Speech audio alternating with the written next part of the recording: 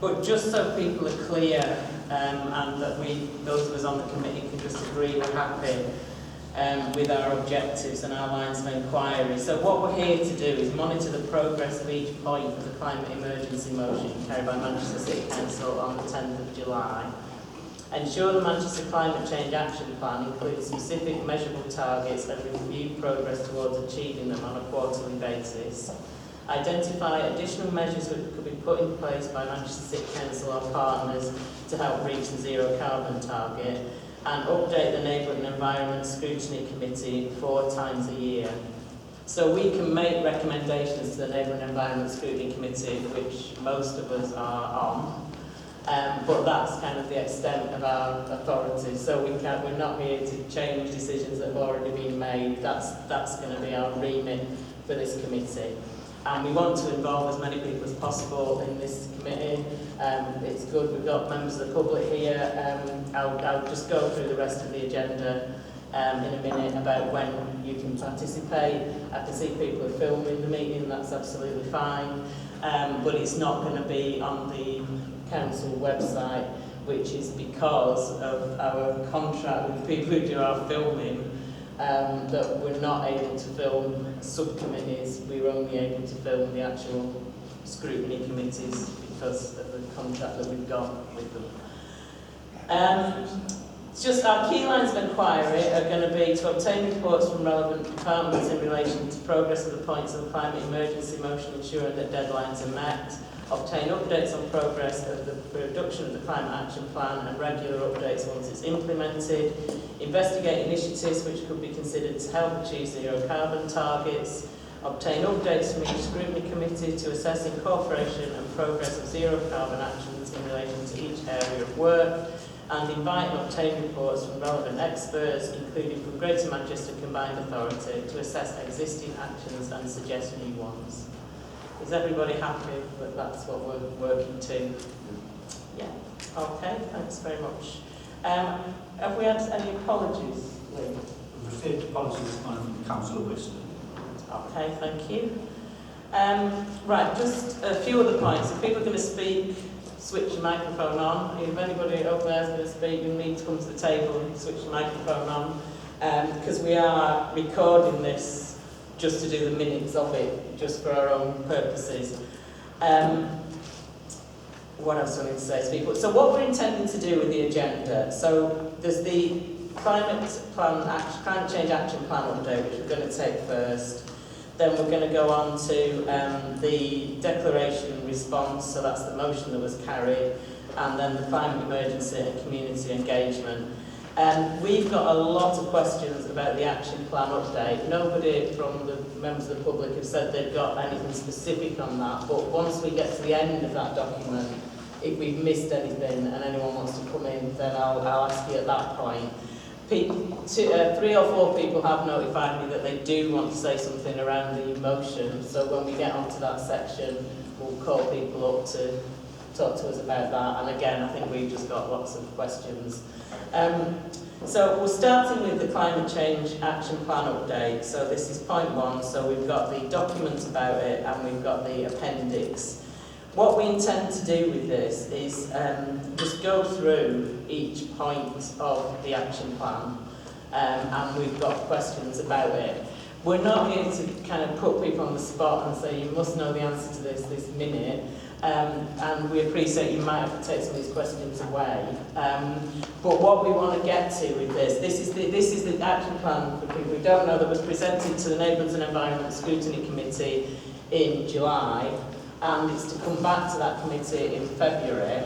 And obviously things have happened in between then, which we'll need to pick up on. But also what we want to pick up on is what we want that document to look like when it comes back to the Neighbourhood and Environment Scrutiny Committee in February. So we're going to raise these points as we go through. So, you know, we expect some of this to be out of date and there to be updates to it, and we've also got points to make about the format of it. Is that okay with everybody at the end there? Sorry, just say one thing. We have the report scheduled for February in the Neighbourhood and Environment what we've done in the past is to update this annually at the moment. So if obviously we need to just plan for it. If you want the full update of this, we'll arrange that for the February meeting. But just to say, last year we have done it annually, just based on the fact that some of the progress hasn't moved as quickly as others. So we used to publish it quarterly, but we can do that for the February meeting. That's the Neighbours and Environment Scrutiny Committee one. Okay, sorry, can you clarify this? I understood this was coming back in February to Neighbours and Environment. Is that not right? There's an item scheduled, yeah, on the forward plan, but in the past we've done like a 6-month update. So we've done the annual report in July, and then we've done a focus report on kind of what else has happened. That's been more of a narrative report, looking at some things like other things like work with partners in schools. So we can do a full update of this action plan, but that is kind of the appendix to sit alongside the annual reporting. Because the annual reporting includes all the data, which is only really worth looking at on an annual basis. So this is the qualitative bits, just to clarify that.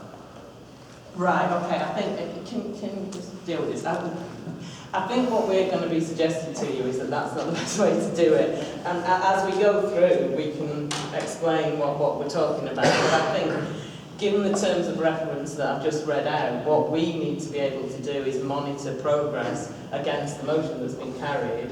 And in order to do that, we're going to need some facts and figures where we can see what's happening with the carbon emissions from all of the items on this action plan. So we've got some suggestions to make to you, but our starting point can't be that it's going to stay the same as it's always been, because I think the reason we've set up this subcommittee is to give this issue time to be discussed thoroughly, and I think what will come out of that is that we need to look at doing some things differently.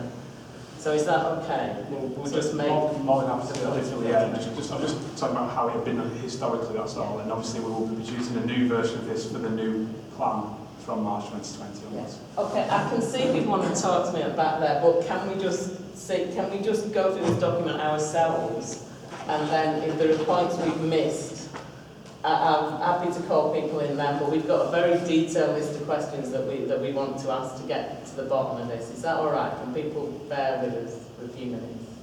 Okay, thanks. Right. So first of all then, I'll just make some of these general points from the chair, and then I'll hand over to my colleagues to go through this point by point. So I think what we need in future is we need an action plan which has measurable targets and figures in it. So we need to know what our carbon emissions are, and what we need to bring them down to, and what we've achieved towards that aim. And there are a lot of points on this action plan. Sorry, oh, hello, Councillor Clay. There are a lot of points on this action plan. Sorry, this just thrown me. Do you want to just sit up there? You're not part of this committee. Is that all right? The committee's just sitting here and then everybody else is sitting back there. Okay. What we need to look at is... sorry. We need to have figures of where we're at, where we're trying to get to, and how far we've got along that line. We don't necessarily need all the 20 points that are in this action plan, and we'll come on to that as we start talking about it. But what we want to look at is what is measurable and where can we reduce our carbon emissions. And there's lots of other things within this, but I think that is what this subgroup wants to look at. We need to honestly assess where we're at and where we need to get to and how we're doing in relation to that target. And I think in some of the discussions it will come out as to how we might be able to do that. Yeah, Councillor Lyons. Thank you. Just following on from that point, I think also against each one of these points we need to see what communication is being done with the public and not only the public ourselves against each one of these points. I think there's a general frustration, I think everyone would agree, that we're not doing enough. But actually some of the work here is really good, but no one knows about it, so we really should be telling people about it. And also having that conversation with the public, not just having the one where, this is what we're doing.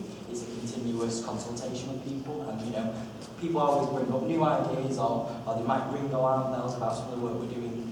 So I think it would be really good to, against each one of these bullet points, I don't think it needs to be 20, but each one of these bullet points, we have some communication communication about what's going on. So I'm going to take any of the general questions on the action plan document, and then we'll go on to the action plan. So do any of the committee have any other general questions? Yeah, Councillor Short-Godwin. It isn't a general question so much as we need to be really clear what the target actually is, so what the base point, what we're measuring from, and when. Because we've got lots of different moving targets, haven't we? We've got the original 2050 target, we've got the stuff about 2038. I've seen some stuff in here about 2040 as well, which I'm not sure whether it's in this document or another one. And now we've got the ambition for the 2031, and so somehow we need to reflect that, so people can clearly see where the emissions really lie, what are the real issues, because some of these things are much more important. They count for far more of our emissions than other things. Okay, have we any other points on this covering document? I've just got a couple of other things now. Yeah, Councillor Kilpatrick. Thank you, Chair.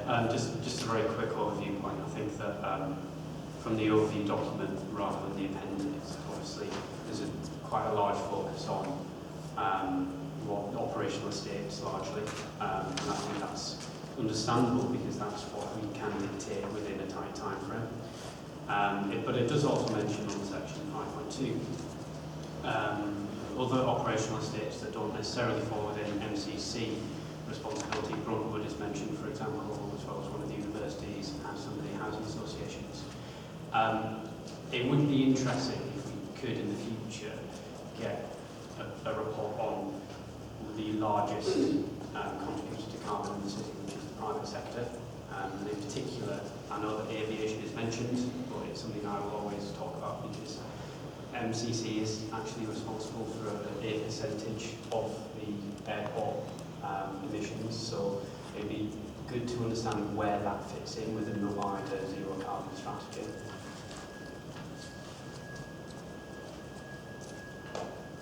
Okay, does anyone want to answer that point, or we're just noting that for now? Thank you, Chair.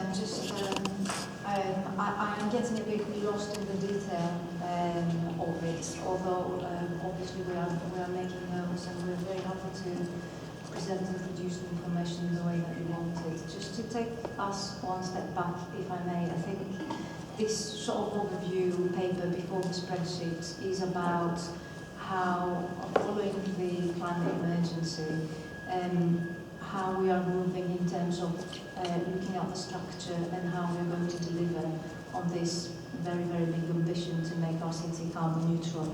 And what we have said is that we are going to reduce our carbon emissions in the next 5 years by 50%. In the last 10 years, we managed to reduce it by 48%. Now we're going to redouble our efforts. And the other thing that I wanted to point out is that there are no more, or the easy wins, the low-hanging fruit has been already picked. So it is a right challenge in terms of how we move forward, how we target the action, but also how do we consolidate between carbon reductions and also make the business cases for the projects that we want to see in the future. Another thing, just to put all of this in context, is that in the city, Manchester City Council, whose carbon footprint is 2% or around about 2% of the city, our carbon footprint is primarily down to buildings, emissions from buildings, 68.9% or there and thereabout, street lights, our waste fleet, and then our staff travel, and then we've got some other sort of areas. So in terms of our action plan, these are going to always feature very, very heavily in where our carbon savings are going to be. This is a test that we need to pass. How do we reduce our emissions?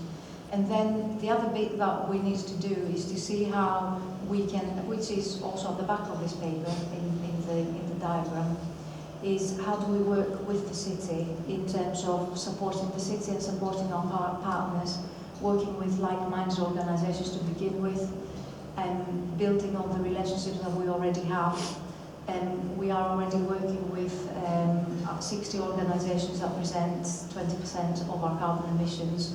So I think what we are suggesting sort of over here is to, as a first step, establish a group that will look at what it is that we're doing in the city and how are we moving from these spreadsheets that you've got, which is sort of the old spreadsheets, and what are the things that we're going to do in the next 5 years and then moving forward. So lots of discussions and lots of staff time is being spent on this and has been spent since the last motion. And then we're also looking at ensuring that the Manchester Climate Change Agency is fit for purpose to deliver, to help us deliver for the rest of the city. The other thing that I just really wanted to point out is in terms of the rest of the city, the carbon savings will come from transport, 29%, domestic, 27%, and business, 45%.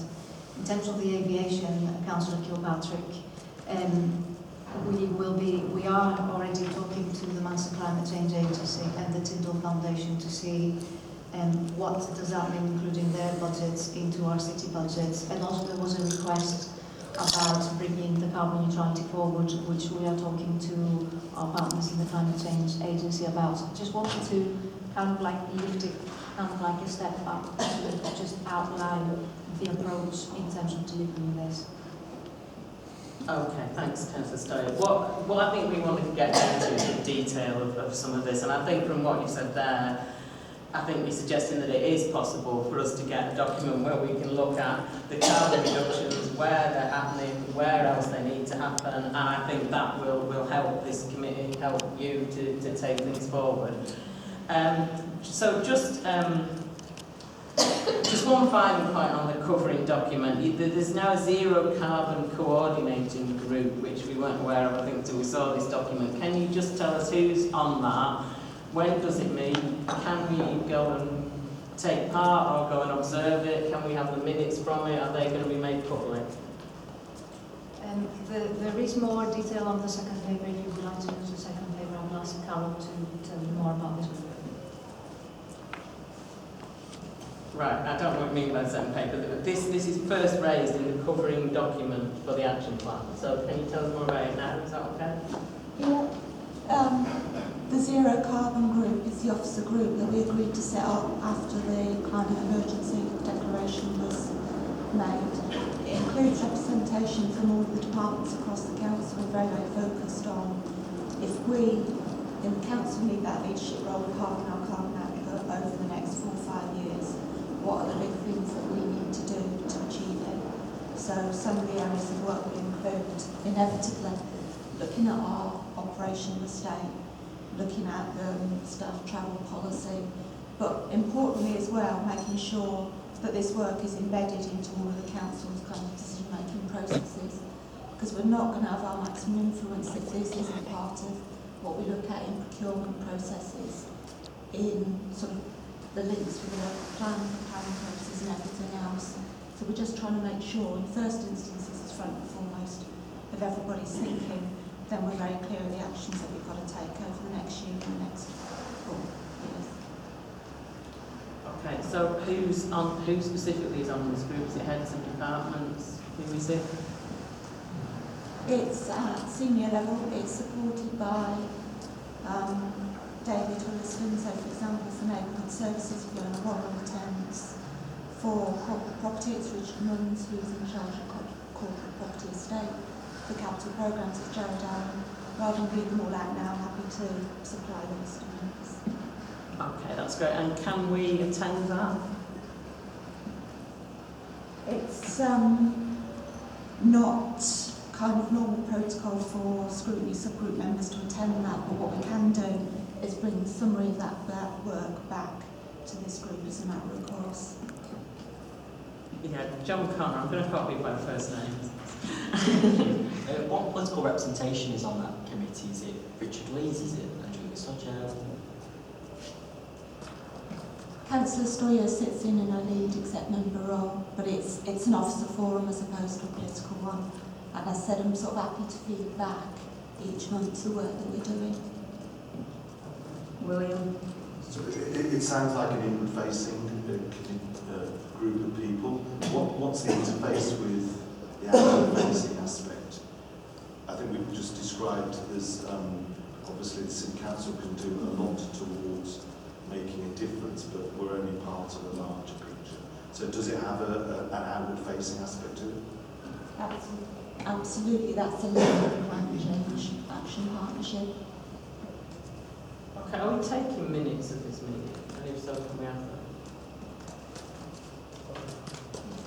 So on the first couple of meetings, so we've got terms of reference, which I'm obviously happy to circulate that. Yeah, we've got the high-level ones, but we've got a more detailed one, which includes membership as well. And we're working on a forward plan for that group as well. So we have that external challenge. We actually met yesterday, which had happened since we drafted the paper. So we had Bruntwood came along to that. So we had the Director of Energy and Estates came to the meeting to talk about some of the lessons that Bruntwood have learned from this work across their estate. And we hope to have people like Northwoods coming as well to talk to us in the next meeting. So I can provide that. What we actually did instead of minutes from the last meeting is produced a slide pack that went to SMT, and there's also something that went to Energy as well. So we can circulate a slide pack. Less than formal meetings, we've kind of got an action tracker, and then we produce a slide pack based on the kind of 4 work streams of the group. Okay, so can we just have whatever this group is producing then? Is that okay? Okay, thanks very much. Right, so we're now going to go on to the action plan, and I'm going to go through this point by point as it's numbered on the action plan, so I think we should be alright to follow. So, bear with me. Right, so point one, which is about delivering the street lighting LED replacement programme. Does anyone from the committee have anything to ask about that? No? Are we all right? So, I mean, I think in terms of the sort of information we're looking for, on this point, we have got the total CO2 savings, and we've got some information about how far we've got towards that, and I think that is what we would like to see for all of the other points on the action plan in future. Point 2 is deliver the civic quarter heat network. William? Yeah, I mean, obviously, this network is being developed right next to this building. It's in my ward, so I know a lot about it. It's a good news story in terms of the improvements that we're doing to manage our own controlled estate.